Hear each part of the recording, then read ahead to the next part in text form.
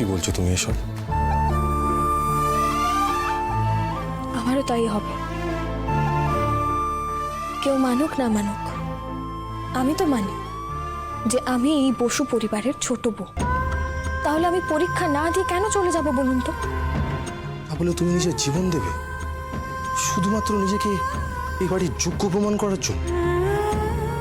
যে এই মেয়ের সম্মান বাঁচানোর জন্য আপনি নিজের কথা না ভেবে নিজের প্রাণ দিতে গেছিলেন, সেই মেয়ে আপনার মান রাখবে না? আপনার যা করার আপনি করেছেন, এবার আমাকে আমারটুকু করতে দিন। নীলা, আমার তো তোমার দায়িত্বটুকু নেওয়ার ক্ষমতা নেই। আজ নেই, কাল হবে। আপনি নিজেকে প্রতিষ্ঠিত করুন, কিন্তু আমার জন্য না, আপনার নিজের জন্য। আমি চেষ্টা করব। সেটাই আমার কাছে সব থেকে বড় উপহার। আমার মনে হবে আপনি নিজের জন্য কিছু করছেন, তাই আমায় নিয়ে চিন্তা না করে সবার আগে সেই চিন্তাটা করুন। কারণ সারা পৃথিবী একদিকে ঘেলেও আরেকদিকে এই নীলা একা দাঁড়িয়ে বিশ্বাস করে যাবে আপনি পারবেন।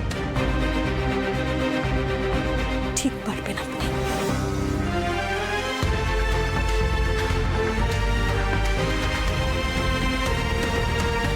আসুন আসুন আসুন গুরুদেব, আসুন আসুন, বসুন বসুন। বলি, আপনি আসাতে আমার যে কি উপকার হয়েছে হরে কৃষ্ণ।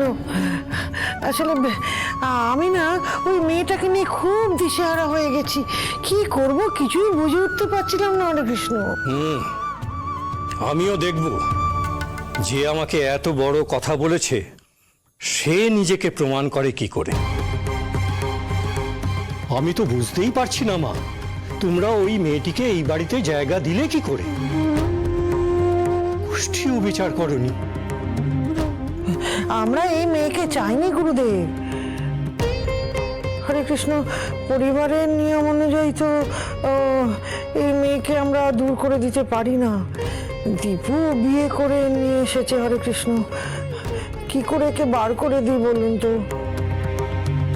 আমি অনেকভাবেই ওর পরীক্ষা নিয়েছি গুরুদেব, কিন্তু কোনো না কোনো ভাবে ও উঠতে গেছে হরে কৃষ্ণ। ওর অদ্ভুত অদ্ভুত ব্যবহার না আমাকে খুব চিন্তায় ফেলেছে। সংসারে ভাঙন ধরেছে গুরুদেব। মেজ বউ বাড়ি থেকে চলে গেছে হরে কৃষ্ণ, নীলা অবশ্য বাড়িতেই আছে।